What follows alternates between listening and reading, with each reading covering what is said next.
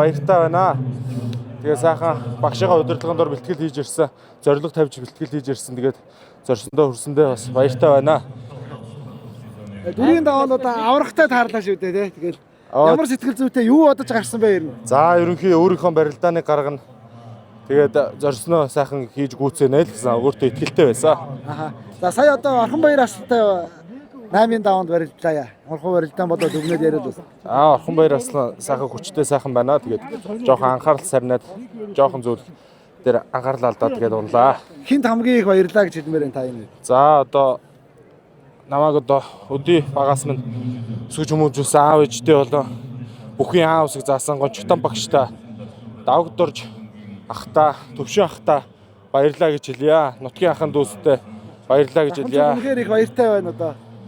Тийм ээ цаст очрооноор өгүүлсэн завханчууд маань энэ жил сайхан нааж байна. Энэ жил төрөө төрөх баха.